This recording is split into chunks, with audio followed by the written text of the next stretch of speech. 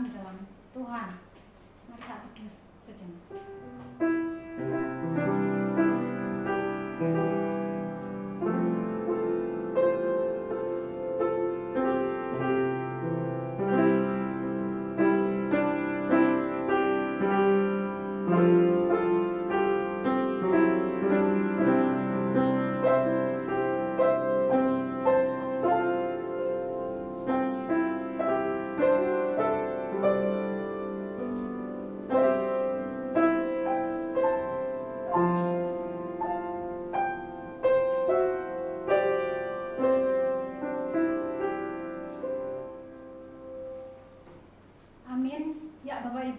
Setiap hal yang terjadi dalam kehidupan kita, ingatlah selalu bahwa kita itu disayang sama Tuhan. Mari sama-sama saya ajak untuk Bapak Ibu bilang ya, aku disayang Tuhan, kamu disayang Tuhan ya. Kita mau sama-sama bilang bahwa ya kita tuh memang disayang sama Tuhan.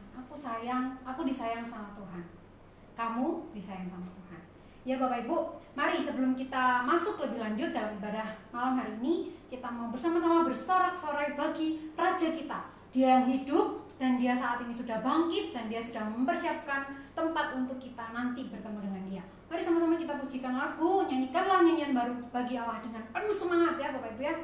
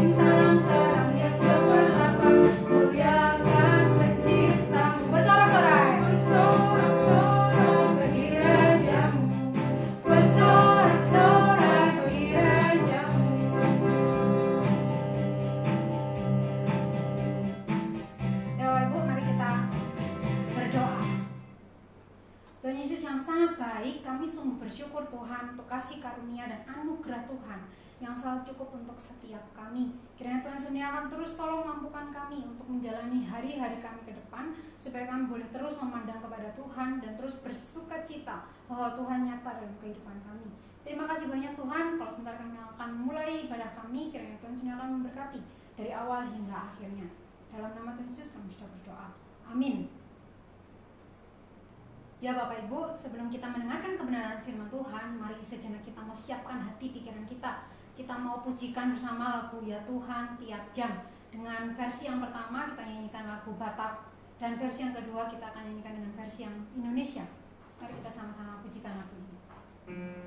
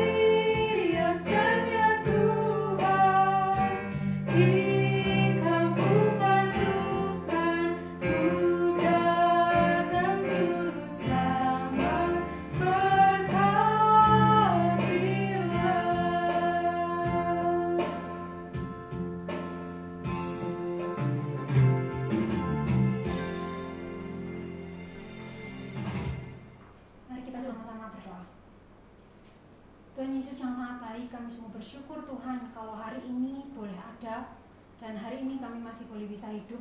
Itu semua karena kasih karunia dan anugerah Tuhan.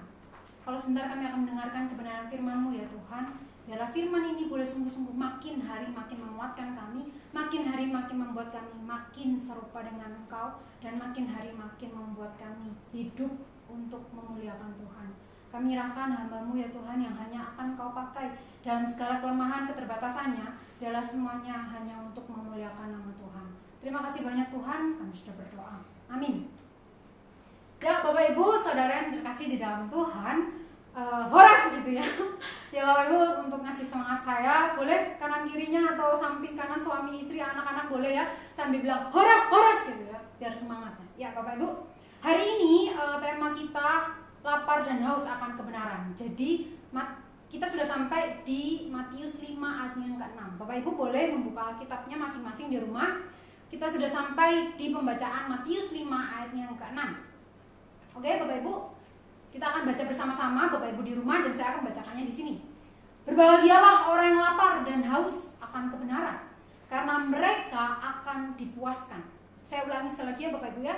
Berbahagialah orang yang lapar dan haus akan kebenaran, karena mereka akan dipuaskan.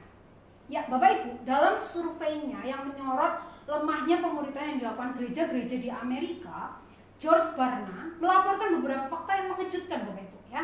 Pertama, hanya cuma 18% saja dari orang percaya lahir baru yang mengatakan bahwa usaha mereka untuk bertumbuh secara rohani menjadi komitmen yang paling kuat di dalam kehidupan mereka. Jadi cuma 18% Bapak Ibu ya. Terus yang kedua, 66% dari mereka yang gak berhasrat dengan pemuritan memberikan alasan bahwa mereka tuh terlalu sibuk sehingga tidak ada waktu untuk memperhatikan pertumbuhan rohani pribadi mereka. Itu 66% Bapak Ibu ya. Dan ketiga, 60% dari orang percaya lahir baru yang punya komitmen mendalam kepada iman Kristen, tetapi mereka tidak terlibat dalam usaha apapun untuk bertumbuh secara rohani, karena mereka melihat tantangan yang mereka hadapi bukan bertumbuh secara rohani, melainkan mempertahankan kondisi kerohanian saja. Jadi bukan mereka berpikir untuk ya udah dari tantangan ini kita akan bertumbuh, enggak. Jadi ya udahlah stagnan aja gitu ya. Ya, Barna menemukan kebanyakan orang percaya lahir baru mengakui pertumbuhan rohani hanyalah tanggung jawab utama seorang pengikut Kristus. Namun bukan kebutuhan yang mendesak. Jadi mereka berpikir oke, cuma mengikut aja, tapi bukan merupakan kebutuhan yang mendesak gitu ya. Nah, karena mereka telah percaya Yesus, mengetahui ajaran-ajaran utama Alkitab, dan menguasai prinsip-prinsip iman Kristen, dari surveinya tersebut Barna menyimpulkan semua masalah yang berkenaan dengan pemuritan dapat dirangkum dalam satu kalimat Bapak Ibu. Kurangnya hasrat, passion untuk menjadi saleh. Jadi mereka kurang berhasrat untuk menjadi saleh.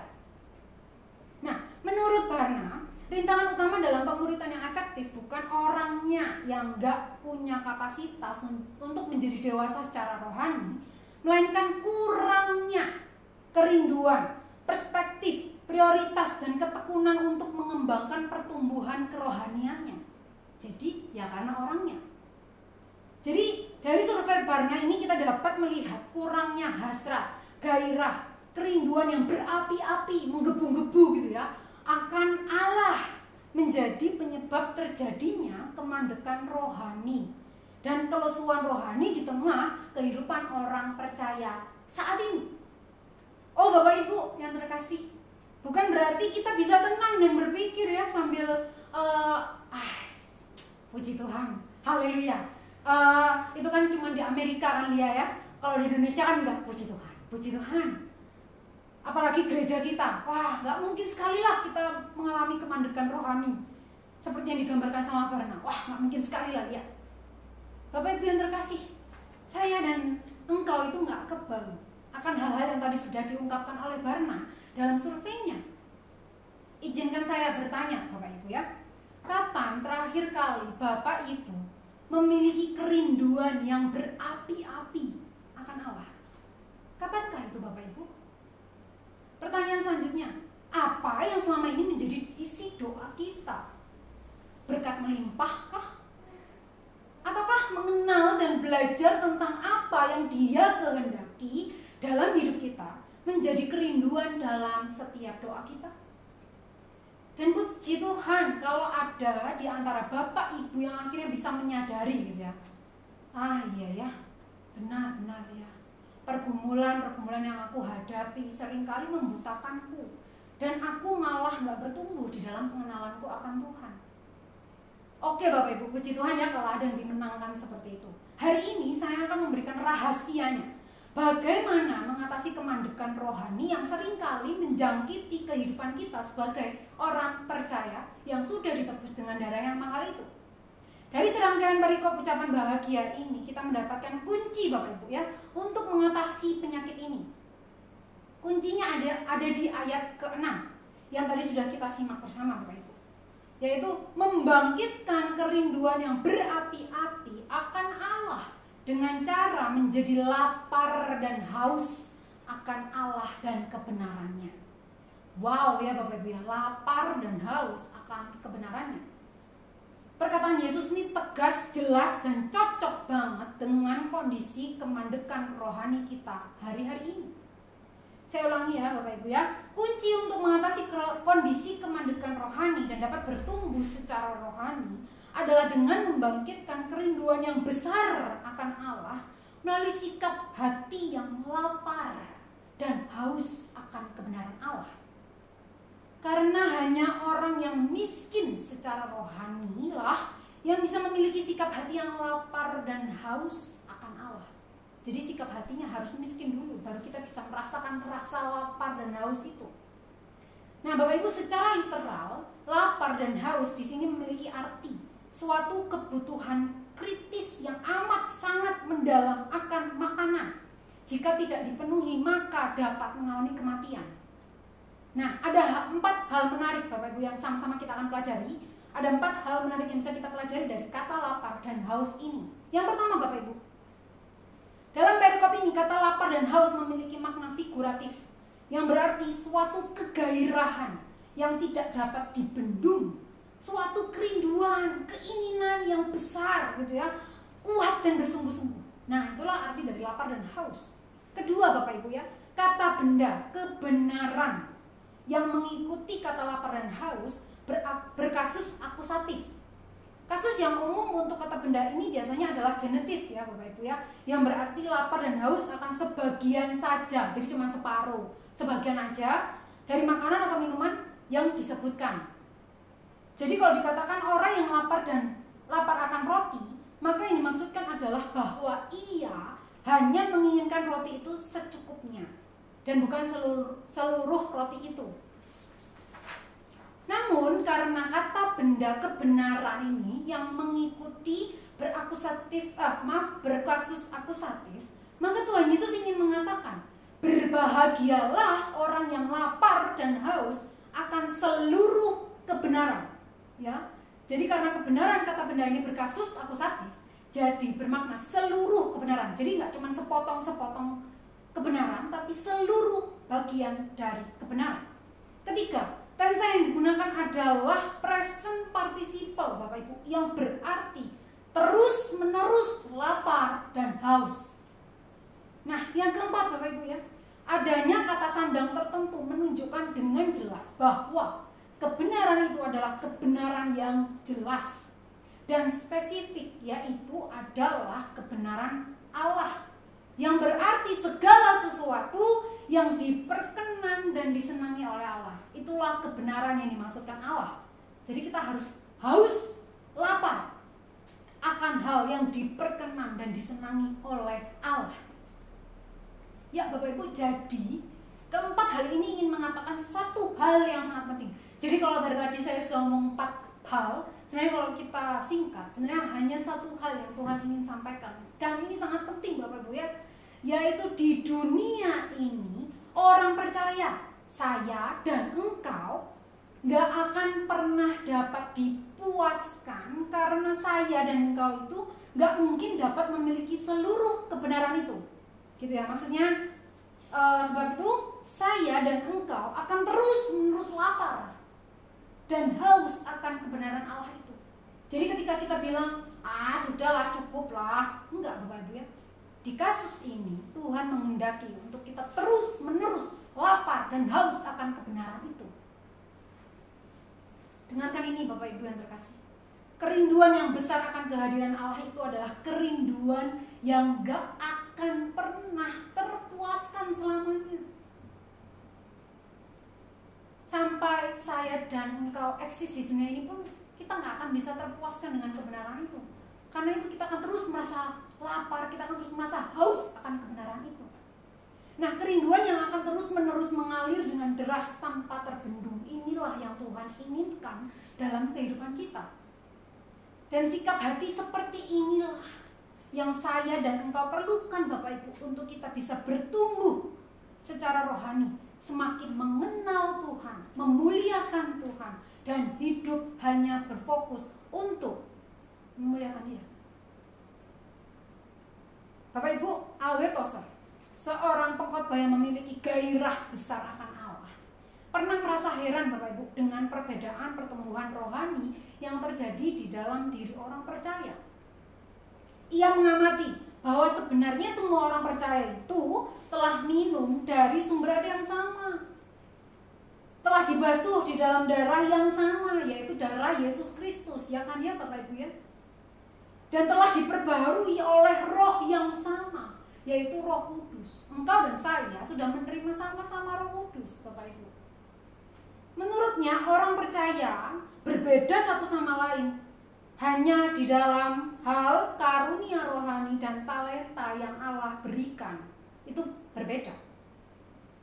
Sehingga ia menyimpulkan bahwa permasalahan perbedaan kadar pertumbuhan rohani itu bukan salah Allah Bapak Ibu, melainkan kesalahan itu pada lemahnya gairah atau hasrat saya dan kau.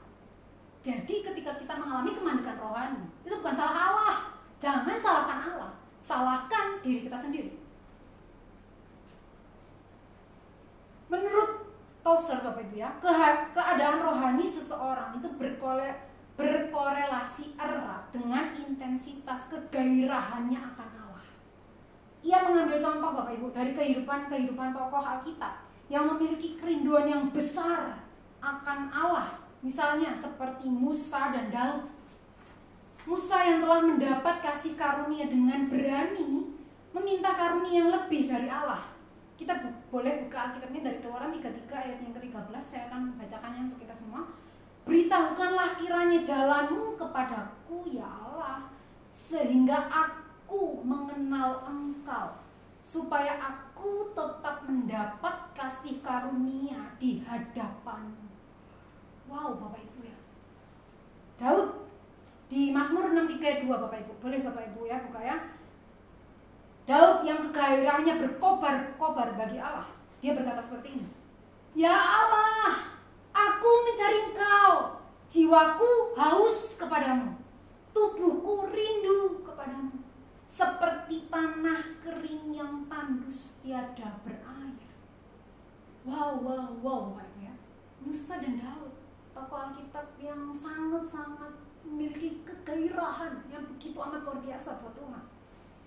Bapak Ibu yang terkasih di dalam Tuhan, bersyukur ya apabila gereja kita hari ini memiliki banyak sekali sumber-sumber kerohanian, kekayaan rohani yang kita bisa dapatkan.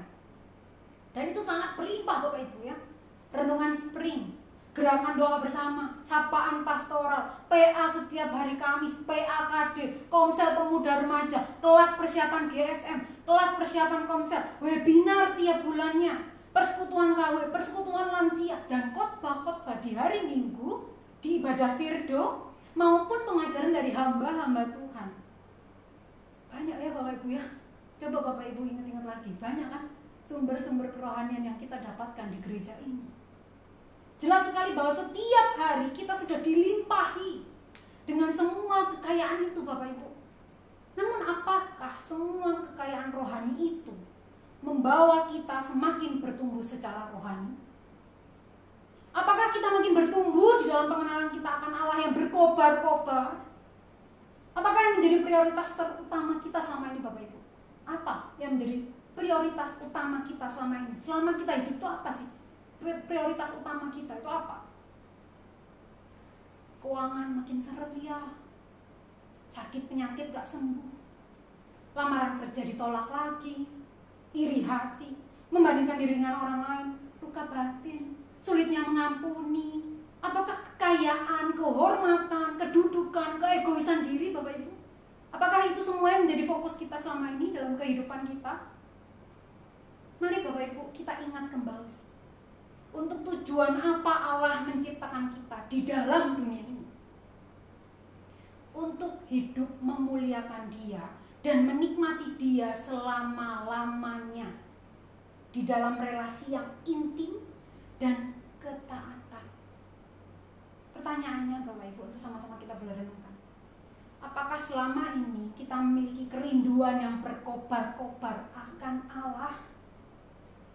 Sudah menjadi prioritas terutama dalam hidup kita, dalam kita menjalani kehidupan kita, dalam menjalani keseharian kita. Apakah itu sudah menjadi prioritas utama kita? Dan sebagai penutup Bapak Ibu, mari saya mengundang Bapak Ibu di rumah masing-masing, buka lagi Alkitabnya Bapak Ibu ya.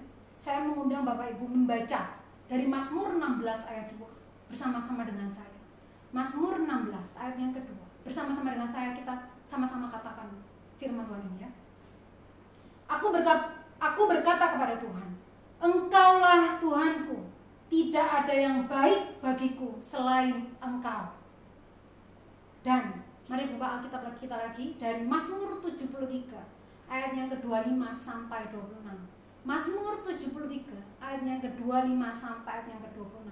Kita baca bersama-sama lagi ya Bapak Ibu ya. 1, 2, 3. Siapa gerangan ada padaku di sorga selain Engkau, ya Allahku? Selain Engkau, ya Allahku, tidak ada yang kuingin di bumi. Kiranya Bapak Ibu, ayat-ayat ini boleh terus mengingatkan kita, sekaligus menjadi doa kita setiap hari, untuk senantiasa memiliki kerinduan yang berkobar-kobar akan Allah. Kita terus lapar, kita terus haus akan kebenaran itu. Amin. Mari kita tutup dalam doa.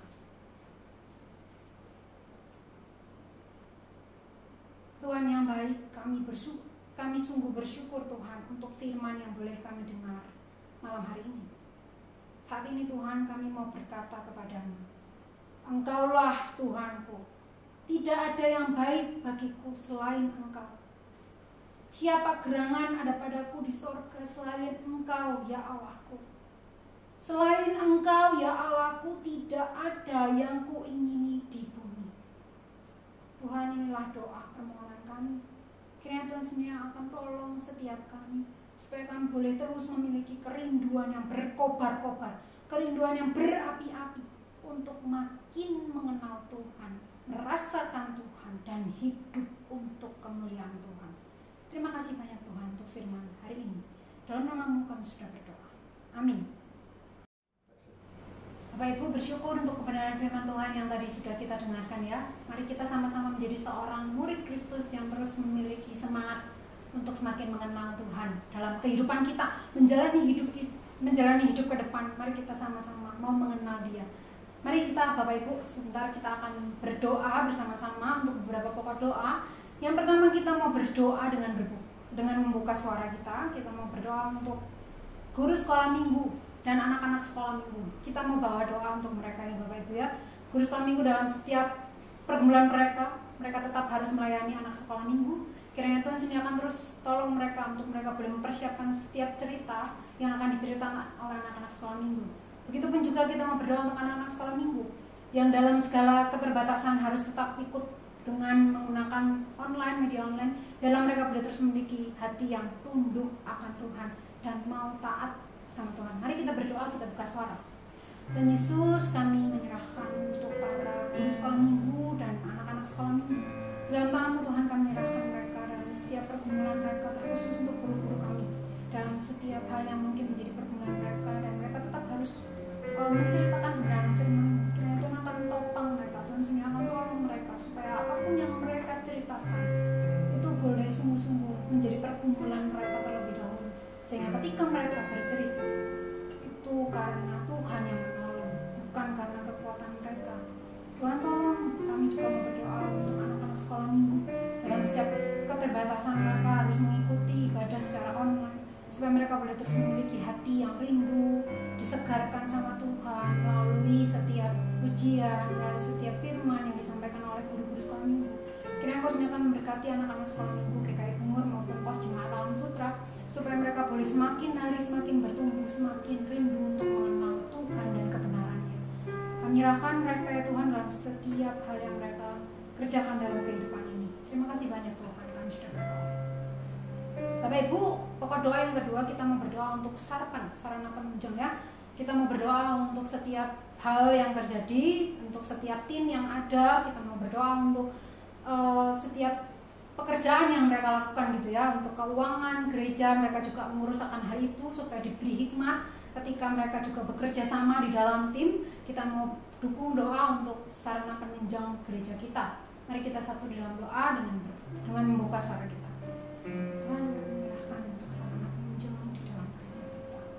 Kiranya Kau sendiri akan terus memberikan kasih-Mu, anugerah-Mu supaya dalam setiap hal yang mereka kerjakan dan mereka lakukan, supaya semuanya hanya Tuhan yang Tuhan. Dan biarlah semua yang mereka kerjakan bersungguh-sungguh menyenangkan hati Tuhan. Lewat setiap hal yang harus mereka urus, lewat setiap hal kerjasama yang harus mereka lakukan, biarlah semuanya boleh mereka lakukan hanya untuk kemuliaan nama Tuhan dan untuk menjadi sarana untuk boleh semakin membuat gereja ini semakin mengenal Tuhan dan semakin baik ke depan ya Tuhan. Terima kasih Tuhan. Terima kasih. Bapak Ibu, pokok doa yang terakhir kita mari berdoa. Mari kita berdoa untuk kantor gereja yang ada TU, ya ada IFEMI, ISNME, JIHER ya di dalamnya, dan para karyawan yang bekerja, ada para mas-mas dan ibu dapur yang sudah membantu kita selama ini untuk jalannya gereja ini semakin baik dan semakin tertata dengan rapi. Kita mau bawa doa untuk mereka, berikan kesehatan. Kiranya Tuhan akan memberikan kesehatan, kekuatan ya, untuk para driver juga yang harus ada di garis depan gitu ya, mereka yang harus mengantarkan setiap hal gitu ya. Dan kiranya biarlah kiranya Tuhan sendiri yang akan topang kehidupan mereka. Mari kita satu di dalam doa untuk mereka. Tuhan, dalam saat ini membawa ISNME, IFEMI, JIHER dan para karyawan yang ada yang sudah bekerja sama bersama dengan kami selama berpuluh-puluh tahun. Terima kasih Tuhan untuk mereka yang memiliki hati mau melayani Tuhan, mau melayani gereja ini. Terima kasih banyak Tuhan untuk mereka, untuk kesediaan mereka boleh melayani setiap jemaat yang memiliki karakter yang berbeda, tetapi mereka boleh tetap sabar, tetapi mereka boleh tetap mengasihi, menyayangi, dan mereka melayani untuk memuliakan nama Tuhan. Kami nyerahkan Tuhan untuk kesehatan mereka, untuk setiap pergumulan yang mereka alami yang tidak bisa kami mengerti. Kiranya Tuhan sendiri akan tolong mereka, cukupkan mereka, dan biarlah kasih Tuhan terus nyata dalam kehidupan mereka. Dan kami berdoa Tuhan untuk para karyawan yang masih belum mengenal Kristus sama sekali. Kiranya Tuhan sendiri akan bukakan hati pikiran mereka, supaya suatu saat nanti Tuhan, jika Tuhan menghendaki, mereka boleh mengenal Tuhan. Dan kami mau berdoa Tuhan untuk kami, para jemaat Tuhan yang ada di GKI Bungur, itu kami boleh menjadi berkat dan terang bagi mereka, supaya kehidupan kami boleh memancarkan terang kemuliaan, sehingga mereka karyawan-karyawan yang belum percaya boleh mengenal Engkau. Terima kasih banyak Tuhan. Tuhan Yesus yang baik, inilah doa dan permohonan kami Tuhan. Biarlah Tuhan jawab sesuai dengan waktu dan kehendak-Nya Tuhan. Karena kami tahu kami hanyalah manusia, kami hanyalah ciptaan, kami boleh merencanakan sesuatu, tapi biarlah itu semua terjadi sesuai dengan kehendak Tuhan. Dan tolong kami Tuhan, ajar kami untuk kami boleh terus memiliki kerinduan yang berapi-api, kerinduan yang berkobar-kobar untuk mengenal Tuhan dan kebenarannya. Terima kasih Tuhan untuk Tuhan yang boleh hadir dalam kehidupan kami, menjadi Roh Kudus yang terus menguatkan kami setiap harinya. Terima kasih banyak Tuhan. Kami serahkan doanya. Amin. Ya Bapak Ibu, kebaktian firman dan doa malam hari ini telah selesai. Kiranya Tuhan memberkati kita semua.